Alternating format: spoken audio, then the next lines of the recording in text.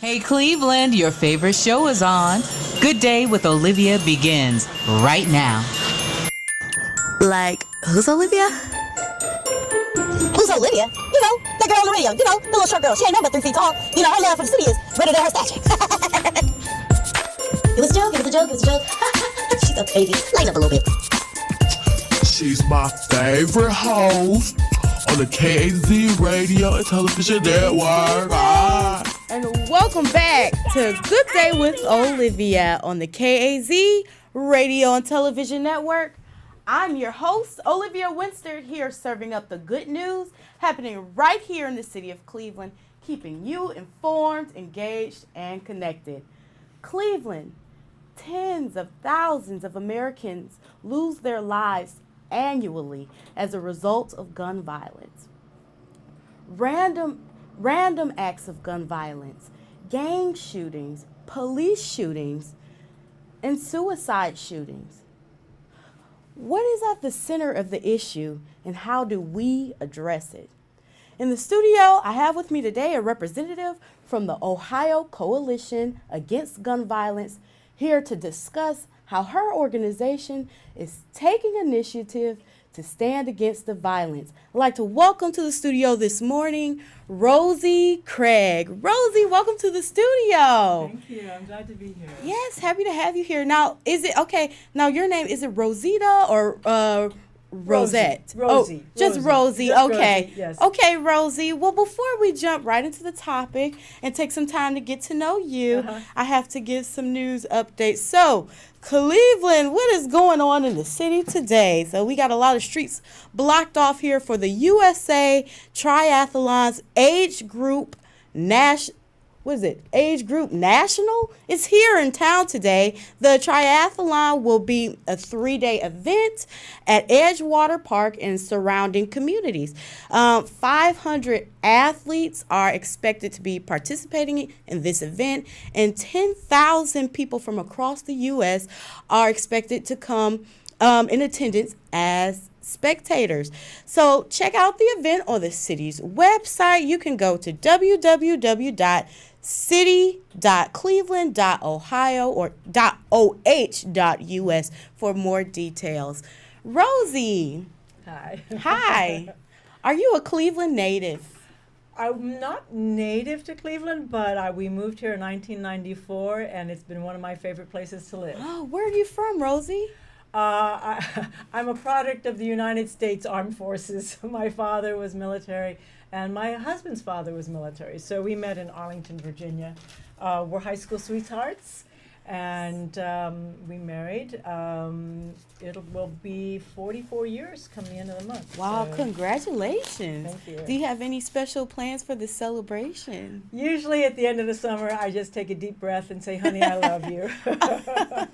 So, That's awesome. Right. Well, so you're not from Cleveland. You've been here for a little over a decade. Well, little over 2 decades. Right. Uh-huh. Yeah. So, where did you go to college or high school? You weren't Well, born I and went to raised high here. school in Arlington, Virginia, and then I went to school at Michigan State University. Ah.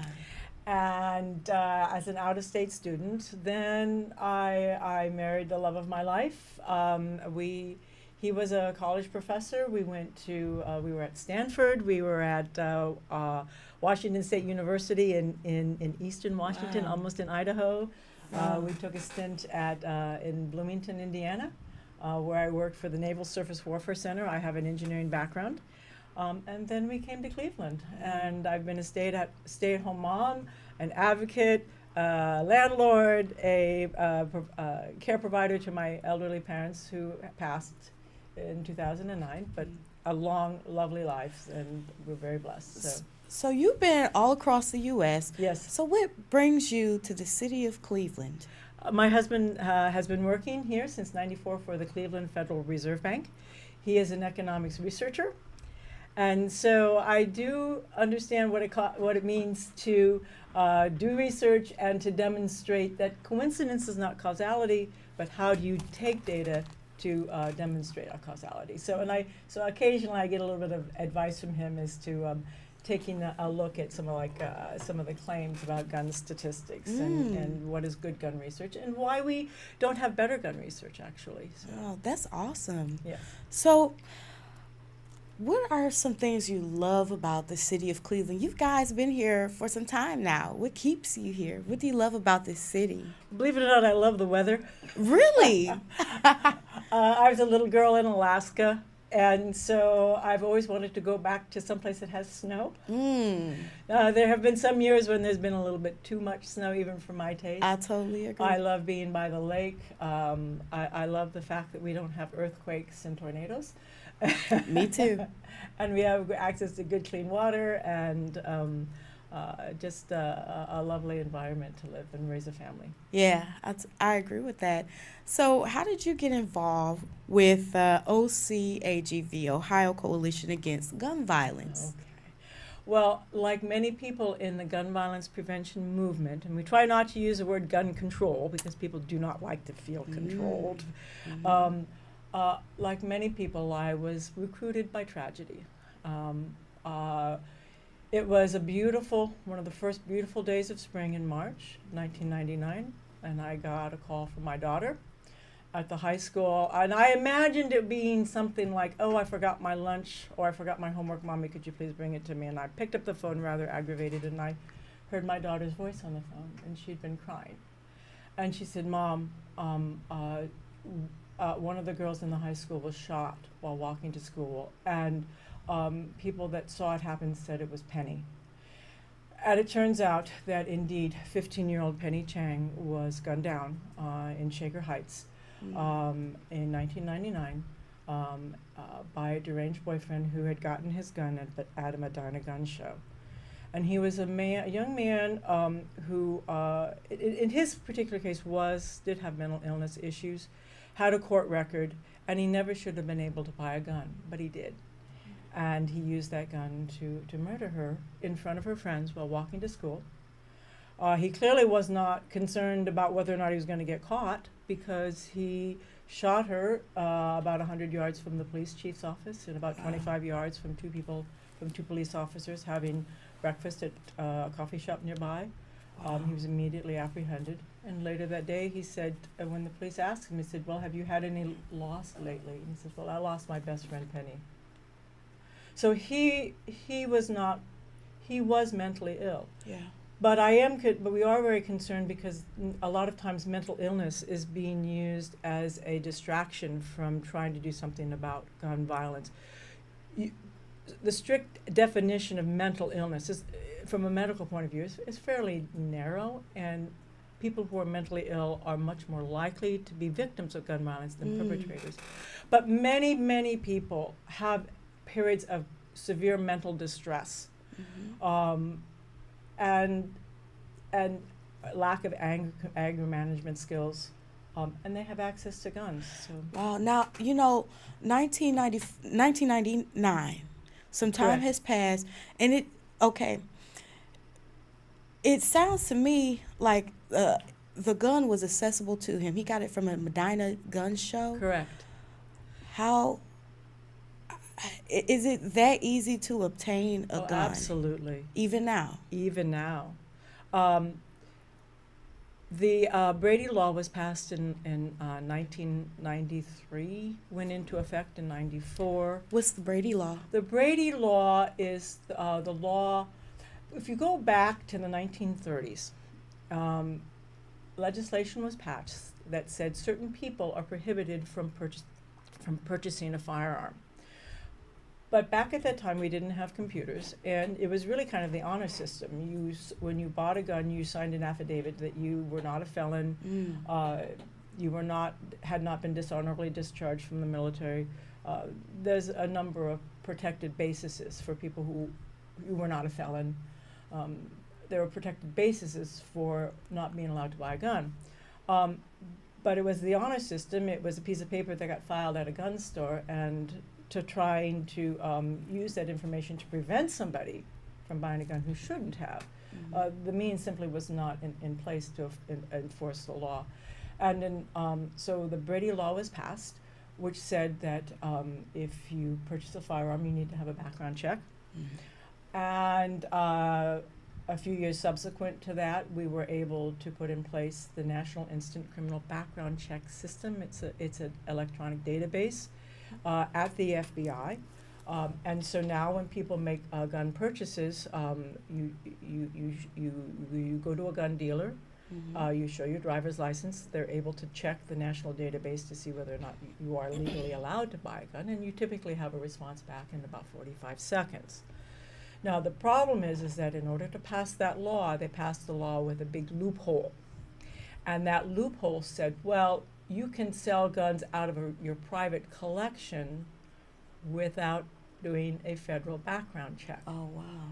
So what that meant is that there's a whole large secondary market of people essentially selling guns, quote unquote, out of their private collection. But there are people that it's not a private collection. Many people just make a business out of it, selling guns, secondhand guns, flea market style. And there are estimates somewhere between 20 to 40% of all guns purchased in this country are purchased without a federal background check. So you have an invitation for people with ill intent or people who are felons, people who should not have a gun. They can get them. Yeah. And they can get them easily. Yeah. Now, how does OCAGV, what is your role? Are you guys are advocates? Are you guys like a liaison for the community to talk to leaders to discuss like consequences of gun laws? What are you doing for the community? What's your service? Well, we are the oldest gun violence prevention organization, grassroots organization in Ohio. We have been in place since the mid-90s.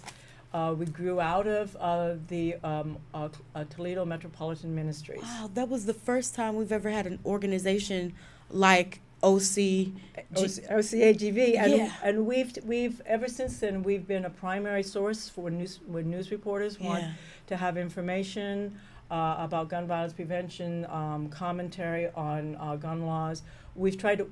Our mission is to push back against the culture of gun violence in any Okay. way that we can. Okay. And a good portion of that is education. Yeah. There's a tremendous amount of disinformation out there about gun violence. And we want to push back against that. We want to educate people to know what their choices are as individuals and what choices we have as a society to implement public policy that can improve the situation. Now, within that, we have programming. We've had Picture Peace, which is a programming where we have school-age children have an art contest where they use art to express their feelings about gun violence. Mm-hmm. We've participated in all kinds of programming, including promoting the student pledge, where we have a day where schools take a day to talk about gun violence, and at the end of the day, students use the pledge to say, "I will not use a gun to resolve a dispute." So that type of programming, education, but an important part that seems to be my best niche is I've been working on the legislation. Okay. Ohio has lost a lot of ground in terms of its gun laws, and since 1994. Yeah. Excuse me, since 2004, we've lost a lot of ground, and a whole generation has passed since the Columbine shooting, which actually happened only 1 month after Penny Chang was murdered. Wow. So we've lost a whole generation where nothing has changed really, except Ohio's gotten worse. So before we get into that, 'cause I have questions about that. You're working to your efforts are against gun violence, yes. Yes. But are your efforts against gun violence in cases of self-defense? Well, the thing is, self-defense. Everybody has a right Yeah. to keep themselves safe. Yeah. The problem with the self-defense argument, it's marketed badly. You know, if you take something like a bicycle helmet or a seatbelt, that S as in safety, that S means that a child can operate it and it can do no harm. A child can put on their own seatbelt. A child can put on a bicycle helmet. And there is not going to be a situation where that child is less safe or because they have a seatbelt on or a bicycle helmet. That is not the case with carrying a gun. The problem with the self-defense argument, it's been over-marketed. The need for it has been over-marketed. And what has been understated is the danger you can inflict upon yourself by carrying a loaded firearm. And also the great, great risk that if you try to use that firearm to defend yourself, you may indeed take an innocent life. Yeah. And endanger your own. Gun laws may be changing here in the state of Ohio. And I'm talking about the stand your ground law. Stand your ground, yes. That may be here. That may be here. Yeah. So let's talk about that. What are the current gun laws here in Ohio? The current gun laws in Ohio, well, of course, we have the federal laws that include things like the Brady background check. The current laws in Ohio are actually remarkable by what we don't have. So, for example, we don't have an assault weapons ban. Now, Cleveland as a city used to have an assault weapons ban. Columbus as a city used to have an assault weapons ban. So did Cincinnati. We no longer? We no longer have that because in 2006, the Ohio General Assembly preempted cities' rights to have their own ordinances against policing powers. It's identified in the Ohio Constitution as police powers. Police powers were taken away from the cities, saying that the cities cannot have any laws that are that conflict or go beyond state laws. And that was a real blow to the cities, because what that meant was that that in combination with our concealed carry weapons laws, which were passed in 2004, that meant that cities have their hands tied against people carrying guns. When you preempted the city's rights to regulate firearms, cities no longer can decide whether or not guns can be allowed in parks. Wow. Cities can no longer say, hey, you're carrying your assault weapon over your shoulder walking down Euclid Avenue. Well, we don't like that. Take it home. We are now an open carry state, essentially, which means that the claim is that our Constitution allows us to carry a gun openly anywhere we want. It's a distortion of the original intent of the 1912 Constitution, but that is what has happened in Ohio. Well, could you give some background to the audience? What is the Stand Your Ground law? The Stand Your Ground law basically is an outgrowth of the concealed carry weapons law. And what that means is that it goes under the assumption that if you have a reason to use deadly force, that you are more dangerous if you try to retreat. Now, as the law stands now, you have an obligation to retreat if possible. If there's a question of using deadly force, you have an obligation to retreat. What the pro-gun folks, or the gun lobby, for lack of a better word, claims is that is making us more dangerous, and puts us in more dangers if we are forced to retreat. Now that goes counterintuitive, because if you hear a ruckus, if you hear loud voices, if you hear shouting, if you hear commotion, your natural response is to get out of the way. Right. Is to get, even hearing loud voices next to you, while you're walking around the street, you tend to get away. What we have found with Stand Your Ground is that states that have enacted Stand Your Ground laws, like Florida, have not seen a deterrent effect in terms of gun violence. But what we've seen an increase in the use of deadly force by people who could have retreated. And that has very strong racial implications because well, as we've seen, like in the Trayvon Martin trial, or even what we saw in Clearwater, Florida this last month, the person doing the shooting was a white person shooting at a black person. And that person who was doing the shooting was a person who had a history of looking for trouble. Now, ultimately, will this decision, whether this law is passed or not here in the state of Ohio, is it up to Ohio voters? Not directly. what's up to Ohio voters is to make their legislators accountable for what they do. What does that take? That takes a lot of work, actually. Because what you have to do, and what you should do, is you need to sign up for an Ohio Coalition's website for action alerts. In order to push back, you need to contact your legislators. But there's a problem in Ohio. We are very heavily gerrymandered. So in many cases, like in my case here in Cleveland and in Ohio, it's my legislature wants to oppose stand your ground as well. But she's in the minority. And there's a supermajority in the legislature right now. They claim that they could pass the stand your ground and override a governor's veto. The governor is against it. The governor said, I will veto stand your ground. But they have a supermajority to go against it. So we have to find other ways to create pressure.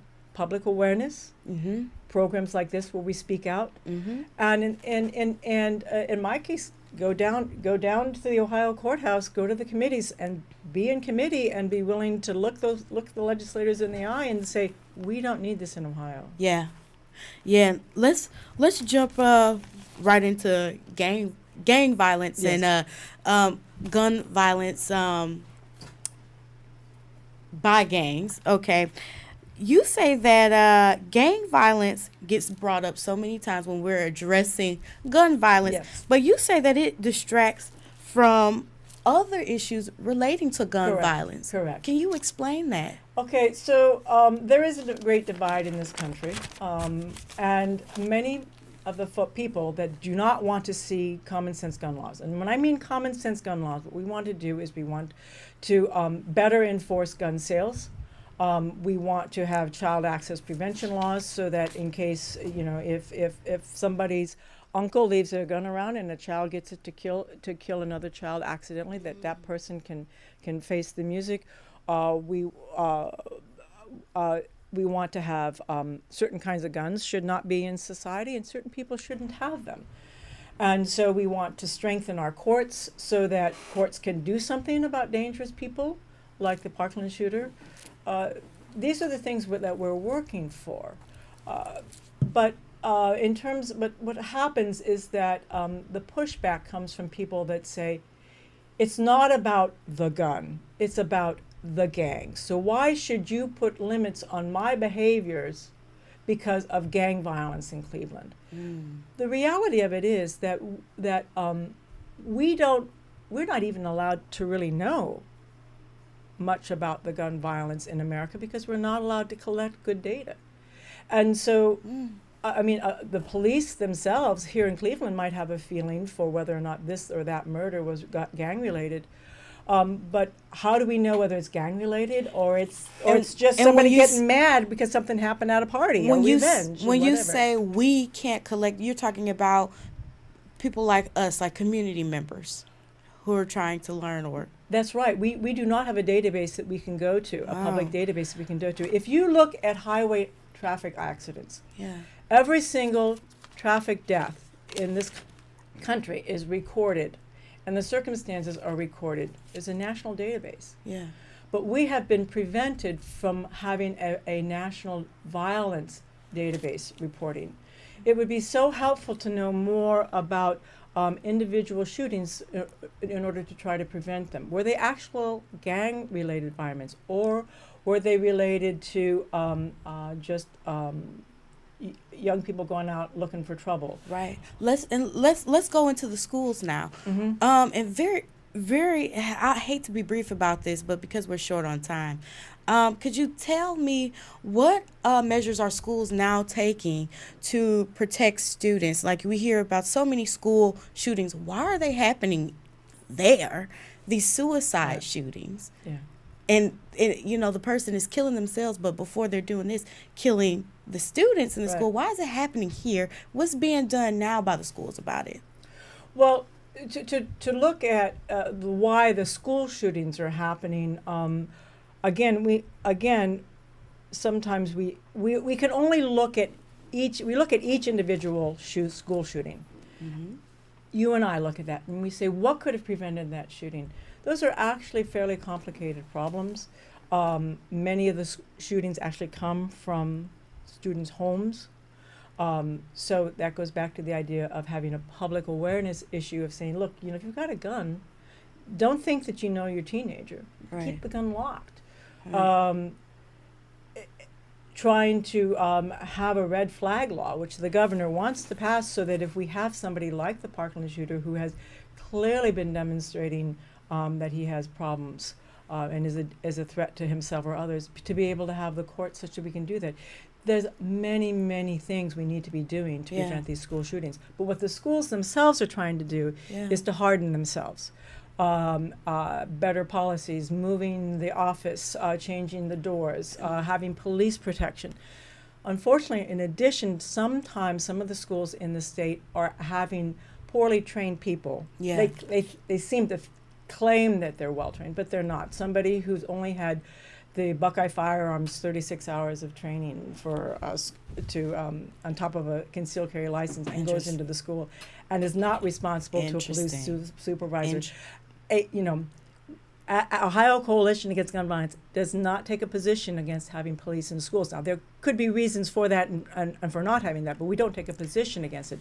We do have a position against having anybody in the schools with a gun who is less than a fully active duty police officer. Interesting. We need a part 2 for this conversation. We should. One of the last comments I want to make and questions I'd like to ask. This comes from directly from my peers. So yesterday, I had a group from the community, my peers, come together and express their thoughts, and they said they have strong feelings about gun violence here in Cleveland. Yes. They said they want to take action, but they said in the past, or maybe even now, they're not sure how to take action because many of the offenders, many of the promoters are people they're close to, their own peers, their family members. So they want to know what can they do to take a stand, and how are you in place to help them? Well, you have to do more than carry a sign out on the street. And you have to do more than cry and get angry. Mm-hmm. We are up against the biggest lobbying group in the United States. And that filters down all the way to Cleveland. The reason our city officials can do less for us to keep us safe is because of what has gone on in the state, and that's being pushed by the national agenda of the National Rifle Association. So we have to learn to push back politically. And that's work. And you provide education and support to community to help them. If you get on our website, ohioceasefire.org, you can sign up for our action alerts, and you will be kept informed of what's going on in the Ohio General Assembly and with the National Congress laws that you need to be able to know about and to raise a voice against. Because unfortunately, most of what's going on right now is not good. All right, Cleveland. So you heard it. Visit the website. What was the website again? ohioceasefire.org. So Cleveland, if you are standing if you're standing against gun violence, the Ohio Coalition Against Gun Violence stands strong with you. Cleveland, you have been tuned in to Good Day with Olivia. I'm Olivia Winstead, and I'm signing off until next week. See you later, Cleveland.